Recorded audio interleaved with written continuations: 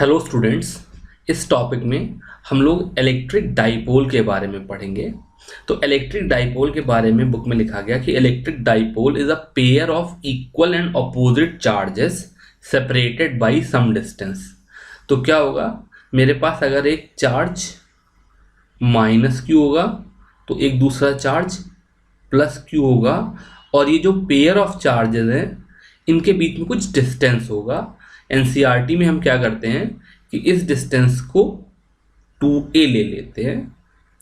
इस डाइपोल को मैं क्वांटिटी p से डिफाइन करता हूं, जिसकी वैल्यू q यानी कि मैग्नीट्यूड ऑफ चार्ज, पॉजिटिव या नेगेटिव दोनों की वैल्यू इक्वल होगी, इनटू 2a यानी कि सेपरेशन ऑफ चार्ज। तो डाइपोल मोमेंट बोलते हैं इसको। डाइपोल मोमेंट p की value magnitude of charge into separation of charge के इक्वल होती है। ये एक्चुअली एक वेक्टर क्वांटिटी है, मैग्नीट्यूड मैंने खाली लिखा है, पर p एक वेक्टर होता है जिसका डायरेक्शन माइनस क्यू से प्लस क्यू की तरफ होता है। यानी कि यहाँ पर जो मेरा डायरेक्शन होगा वो इस डायरेक्शन में होगा p वेक्टर का, और इसकी वैल्यू q इंटू 2a होगी। तो एज सच अगर मैं देखूं तो डाइपोल अपने आप में इलेक्ट्रिकली न्यूट्रल चीज़ है, लेकिन अगर मैं इस माइनस क्यू और प्लस क्यू वाली चीज़ की वजह से किसी पॉइंट पे फील्ड देखूं, मान लो मैं यहाँ पर फील्ड देखूं, तो यहाँ पर क्या होगा कि जो प्लस क्यू वाले की वजह से फील्ड ई पॉजिटिव है उसकी वैल्यू ज़्यादा होगी क्योंकि उसके एक करीब पॉइंट है, और माइनस क्यू वाले चार्ज की वजह से जो फील्ड होगी ई नेगेटिव, उसकी वजह से फील्ड कम होगी बिकॉज यहाँ से डिस्टेंस ज़्यादा है। तो यानी कि इस पॉइंट P पे जो नेट फील्ड होगी वो इस डायरेक्शन में होगी। तो यानी कि डाइपोल अपने आप में इलेक्ट्रिकली न्यूट्रल होते हुए भी कुछ इलेक्ट्रिक फील्ड क्रिएट करता है। इस टॉपिक में हम लोग उस इलेक्ट्रिक फील्ड के बारे में पढ़ेंगे। तो सबसे पहला पार्ट में ये कह रहे हैं कि we have to find field at a point on the axis of dipole. तो ये फिगर देखते हैं, यहाँ पर एक ये प्लस क्यू चार्ज है, एक माइनस क्यू चार्ज है, इनके बीच का सेपरेशन 2a है।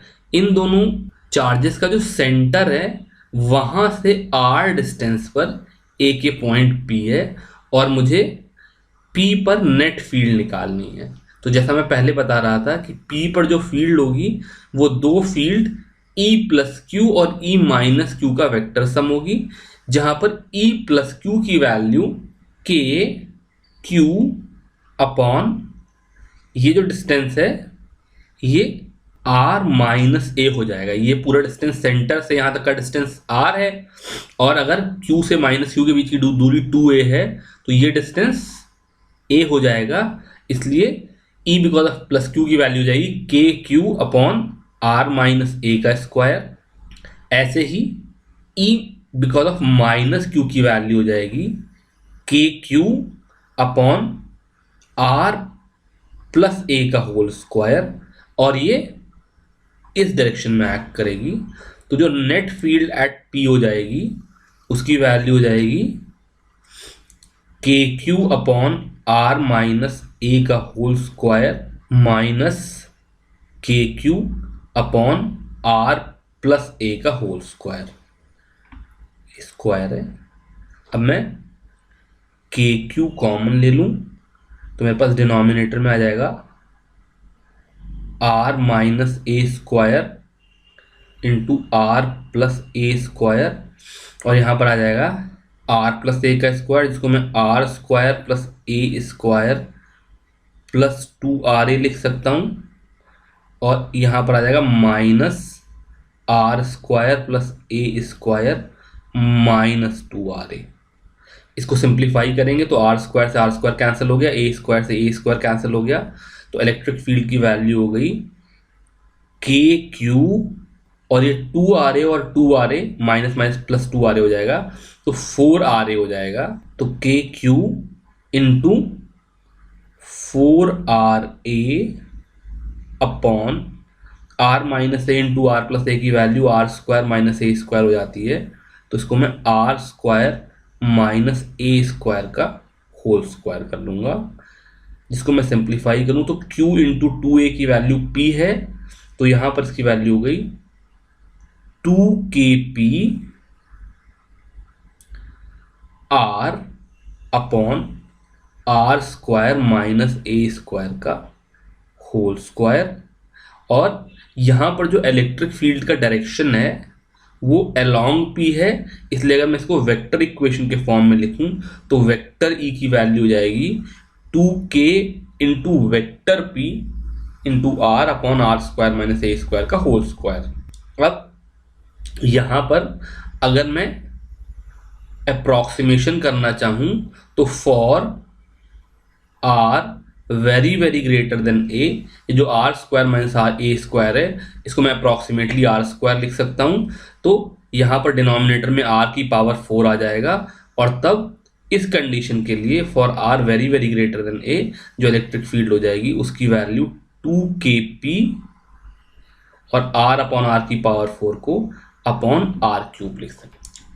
क्लियरली यहां से क्या निकल करके आया कि जो डाइपोल की वजह से इलेक्ट्रिक फील्ड है वो डाइपोल के स्ट्रेंथ के डायरेक्टली प्रोपोर्शनल है, लेकिन डिनोमिनेटर में जो डिस्टेंस का डिपेंडेंस है, जो आर का डिपेंडेंस है, वो जो पॉइंट चार्ज के लिए आर स्क्वायर पे डिपेंड कर रहा था वो यहाँ पर 1/r क्यूब पे डिपेंड करेगा।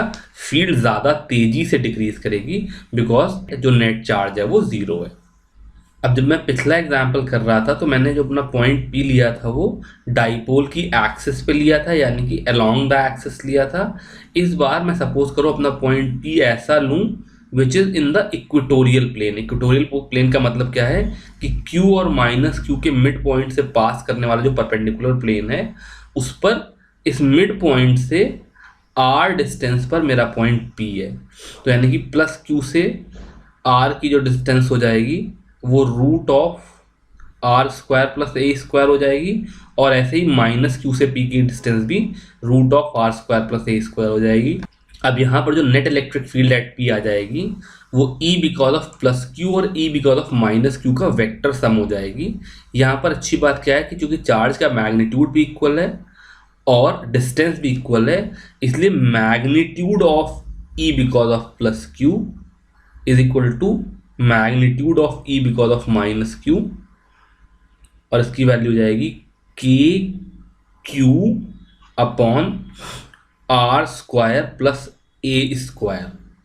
अब अगर मैं इस एंगल को थीटा लिखूं जैसे मैंने लिखा है, ये वाला एंगल भी थीटा हो जाएगा, तो by symmetry electric field plus q और माइनस क्यू के एंगल बाई सेक्टर के अलॉन्ग लगेगी, जो कि हॉरिजॉन्टल डायरेक्शन में होगा या इस डायरेक्शन में होगा, और यहाँ पर ये वाला एंगल भी थीटा हो जाएगा, ये वाला एंगल भी थीटा आ जाएगा।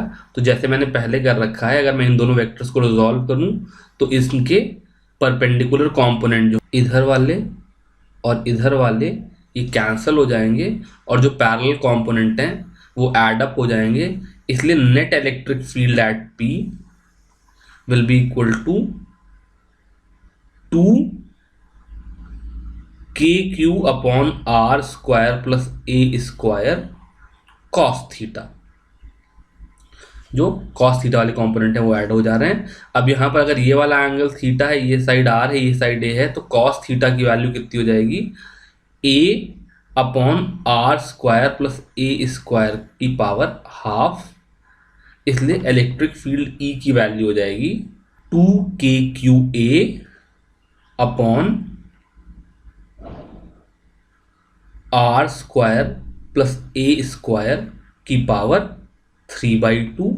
यहाँ पर मैं 2qa को अगर फिर से p लिख दूं तो इलेक्ट्रिक फील्ड E की वैल्यू हो जाएगी kp upon are square plus A square की पावर 3/2। ये तो मैग्नीट्यूड निकल आया। अब मैं इलेक्ट्रिक फील्ड E का डायरेक्शन देखूं तो वो p वेक्टर के ऑपोजिट है, यानी अगर मैं इसको एक वेक्टर इक्वेशन लिखूं तो इसकी वैल्यू हो जाएगी -kp upon are square plus A square की पावर 3/2। और फिर पहले की तरह से अगर मैं r very very greater than a ले लूं तो for r very very greater than a ले लूं तो इलेक्ट्रिक फील्ड की value -kp upon r cube आ जाएगी। यहाँ पर एक बार फिर से ध्यान देना कि जब मैं एक्चुअल पोजीशन पर फील्ड निकाल रहा था तो field plus 2kp upon r cube थी, मतलब अगर आर ए से वेरी वेरी लार्ज हो, और यहाँ पर minus kp upon r cube आ जाएगी। तो इस कंसेप्ट को करने के बाद चलो इसी पे एग्जांपल करके देखते हैं। कह रहे हैं 2 charges plus 10 microcoulomb and minus 10 microcoulomb r separated by 5 millimetre. तो जो 2a है उसकी वैल्यू 5 मिलीमीटर है और चार्ज की वैल्यू 10 माइक्रोकूलम है। तो यहाँ पर जो मेरा डाइपोल मोमेंट p आ गया उसकी वैल्यू गई 10 into 10 to the power of -6 into 5 into 10 to the power of -3, जो कि 5 into 10 to the power of -8 coulomb metre हो जाएगा। अब पूछना determine the electric field at, problem A है, a point P on the axis of the dipole 15 centimeter away from its center O on the side of the positive charge।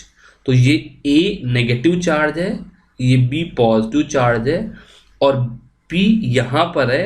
ये जो distance है ये 15 centimetre है।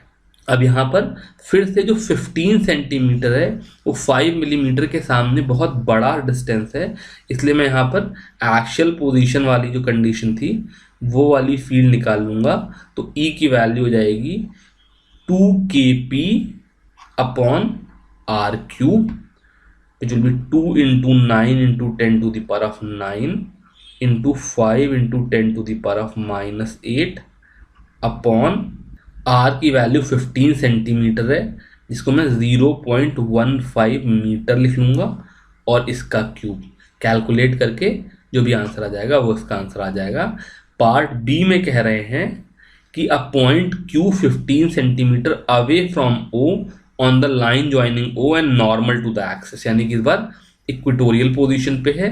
तो पहली बात तो चूंकि मेरा डाइपोल P इस डायरेक्शन में है तो मेरी इलेक्ट्रिक फील्ड -P के अलांग यानी कि इस डायरेक्शन में होगी, और जो मैग्नीट्यूड ऑफ इलेक्ट्रिक फील्ड होगा उसकी वैल्यू हो जाएगी kp अपॉन आर क्यूब, फिर 15 centimetre very very large as compared to 5 millimetre. तो फिर जो पिछली बार मेरा आंसर आया था, क्योंकि यहाँ पर r दोनों केसेस में सेम है, तो पिछली बार वाले आंसर का ये हाफ हो जाएगा, 9 into 10 to the power of 9 into 5 into 10 to the power of -8 upon 0.15 का क्यूब आ जाएगा। अब एक डाइपोल की वजह से इलेक्ट्रिक फील्ड निकाल लेने के बाद हम लोग ये देखेंगे कि सपोज करो मेरे पास एक डाइपोल है और मैं उसको इलेक्ट्रिक फील्ड में रख दूं तो उस डाइपोल पे क्या फर्क पड़ेगा। तो इस चीज को दो पार्ट में करके करेंगे। पहली बात है dipole in an uniform external field, और उसके बाद नॉन यूनिफॉर्म फील्ड का केस भी देखेंगे। तो सपोज करो मैं इस एग्जाम्पल को देखूं, इन्होंने कहा कि ये डाइपोल है P जो कि इलेक्ट्रिक फील्ड E में रखा है। तो अगर मैं इस फिगर को एक्सप्लेन करूं तो इस रीजन में ये ऊपर की तरफ इलेक्ट्रिक फील्ड है और यहाँ पर एक डाइपोल P रखा है। इन जनरल जो डाइपोल है वो E के साथ कोई एंगल थीटा बनाएगा, यहाँ पर ये एंगल थीटा है। तो एंगल बिटवीन डाइपोल और इलेक्ट्रिक फील्ड को मैंने थीटा कहा।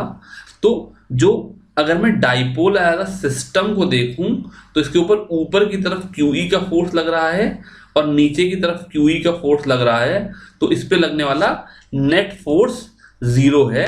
मैं कह सकता हूं कि net force on a dipole in uniform electric field is 0।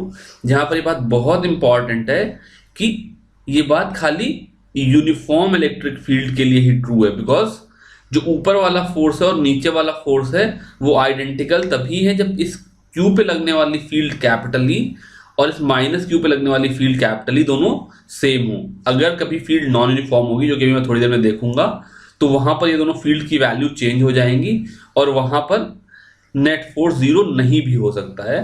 तो खैर ये वाला केस देखते हैं, उसको बाद में देखेंगे। तो QE ऊपर लगा, QE नीचे लगा, नेट फोर्स 0 हो गया। लेकिन ये जो दोनों इक्वल और अपोजिट फोर्स लग रहे हैं, they are not acting in the same line. तो हमने क्या कहते हैं क्लास 11th में पढ़ा था कि जब भी मेरे पास दो forces F parallel equal and opposite लगते थे और इनके लाइन ऑफ एक्शन के बीच में अगर परपेंडिकुलर डिस्टेंस से D होता था, ये फोर्स F है, ये भी फोर्स F है, और इनके बीच में जो डिस्टेंस है डी होता था, तो दे मेक अ कपल, और इस कपल की वजह से एक टॉर्क लगता था जिसकी वैल्यू एफ इंटू डी होती थी। वैसे तो वेक्टर के फॉर्म में देखेंगे तो ये एफ ऊपर लग रहा है, नीचे की तरफ लग रहा है, तो एफ इंटू डी की वैल्यू इस तरीके से रोटेट कराएगा, और राइट हैंड रूल के हिसाब से देखेंगे तो outside the plane of the paper लगेगी, और इसका मैग्नीट्यूड एफ इंटू डी हो जाएगा। इसी तरीके से मैं यहां पर देखूं तो अगर ये line of action of plus Q E है और ये line of action of minus Q E है, तो इन दोनों के बीच का जो परपेंडिकुलर डिस्टेंस है इसकी वैल्यू मुझे किसी तरह से निकालनी है। तो इस राइट एंगल ट्राइंगल को अगर मैं देखूं तो इसका जो हाइपोटेन्यूज है वो तो 2a है। अगर ये एंगल थीटा है तो ये एंगल भी थीटा ही होगा। ये दोनों पैरेलल लाइन है, ये ट्रांसवर्सल है और ये अल्टरनेट एंगल्स हैं। तो इसका मतलब ये जो परपेंडिकुलर डिस्टेंस सामने आएगा इसकी वैल्यू 2a साइन थीटा हो जाएगी, यानी कि torque on a dipole is equal to QE into 2a sine theta हो जाएगी, और इसको मैं Q इंटू 2a जो कि मेरा डाइपोल मोमेंट P हो जाता है into E into sine theta लिख सकता हूं। तो net torque on a dipole in a uniform electric field is PE sine theta, और इस टॉर्क का जो रोटेशनल इफेक्ट है वो इस डायरेक्शन में है, यानी अगर मैं राइट हैंड रूल के हिसाब से देखूं अपनी राइट हैंड की फिंगर्स को इस डायरेक्शन में कर्ल कराऊं तो जो मेरा थंब होगा इट विल पॉइंट आउटसाइड। तो इस टॉर्क की वैल्यू P क्रॉस E हो जाएगी। अगर P वेक्टर ऐसा है, E वेक्टर ऐसा है, तो P से E की तरफ राइट हैंड की फिंगर्स कर्ल करने पे थंब जो होगा वो बाहर की तरफ आएगा। इस वजह से इसकी वैल्यू P क्रॉस E हो जाएगी। अब अगला जो टॉपिक आया ये है dipole in non uniform electric field. तो in general dipole in non uniform electric field का केस हम लोग नहीं कर सकते हैं। एनसीईआरटी में उन्होंने क्या किया कि सपोज करो ये मेरा माइनस क्यू चार्ज है, ये प्लस क्यू चार्ज है, ये इस तरीके से रखे हैं, तो मैं इलेक्ट्रिक फील्ड का डायरेक्शन इस डायरेक्शन में लूंगा अलोंग P, और केस 1 में मैं बात करूंगा कि मेरी फील्ड जो है वो इंक्रीजिंग फील्ड है। इंक्रीजिंग फील्ड से मेरा मतलब ये है कि सपोज करो जो मेरा प्लस क्यू है यहाँ पे लगने वाली फील्ड E1 है जिसकी वजह से ये फोर्स QE1 है, और माइनस क्यू पे लगने वाली जो फील्ड है उसकी वजह से यहाँ पे लगने वाला फोर्स से माइनस QE2 है, क्योंकि यहाँ पर इलेक्ट्रिक फील्ड की वैल्यू E2 है। तो इंक्रीजिंग फील्ड का मतलब हो गया कि E1 की वैल्यू E2 से बड़ी हो। अब अगर E1 की वैल्यू E2 से बड़ी होगी तो नेट इफेक्ट क्या होगा कि QE1 will be greater than QE2, इसलिए नेट फोर्स इस डायरेक्शन में लगेगा। अगर इसके ऑपोजिट जो मेरी फील्ड होती वो डिक्रीजिंग होती, यानी कि यहां पर जो E2 है इसकी वैल्यू E1 से बड़ी होती, तो क्या हो जाता कि ये जो QE2 वाला फोर्स है ये इस QE1 वाले फोर्स से बड़ा होता, जिसकी वजह से नेट फोर्स जो डाइपोल पे लग रहा होता वो इस डायरेक्शन में लग रहा होता। तो इस तरीके से हम लोग नॉन यूनिफॉर्म फील्ड में जब भी मेरा डाइपोल रखा होगा तो उसके ऊपर लगने वाला नेट फोर्स देख सकते हैं। कंसेप्ट बहुत ही सिंपल है कि मैं दोनों चार्जेस को दो अलग अलग चार्ज की तरह से देखूं, पहले चार्ज पे लगने वाला फोर्स देखूं, दूसरे चार्ज पे लगने वाला फोर्स देखूं, और फिर जो रिजल्टेंट फोर्स होगा वो इन दोनों चार्जेस का वेक्टर सम हो जाएगा। डिपेंडिंग अपॉन फील्ड बढ़ रही है या घट रही है वो फोर्स राइट हैंड साइड या लेफ्ट हैंड साइड पे लगने लगेगा। यहाँ पर इंपॉर्टेंट बात यह है कि नेट फोर्स इन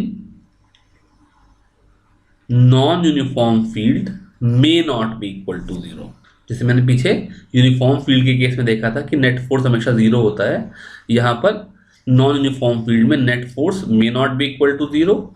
और फिर जैसे यहाँ पे तो मैंने ई और पी को पैरेलल ले लिया है, लेकिन अगर मान लो मेरा डाइपोल इस डायरेक्शन में होता और इलेक्ट्रिक फील्ड इस डायरेक्शन में होती और वेरिंग होती, तो फिर यहाँ पर जो दोनों फोर्सेस होते उनका लाइन ऑफ एक्शन सेम नहीं होता, तो यहाँ पर टॉर्क में not be equal to zero भी हो जाएगा। यानी कि अगर यूनिफॉर्म फील्ड में रखा है तो फोर्स जीरो होगा, टॉर्क नॉन जीरो हो सकता है, जबकि नॉन यूनिफॉर्म फील्ड में रखा है तो फोर्स भी नॉन जीरो हो सकता है और टॉर्क भी नॉन जीरो हो सकता है।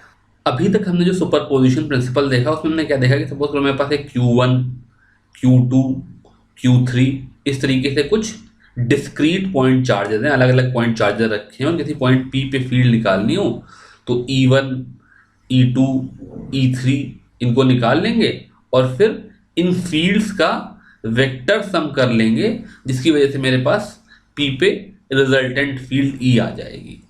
लेकिन ज़रूरी नहीं है कि जो मेरा चार्ज का डिस्ट्रीब्यूशन हो वो इस तरीके से डिस्क्रीट हो, चार्ज यहाँ रखा है, यहाँ रखा है, यहाँ रखा है।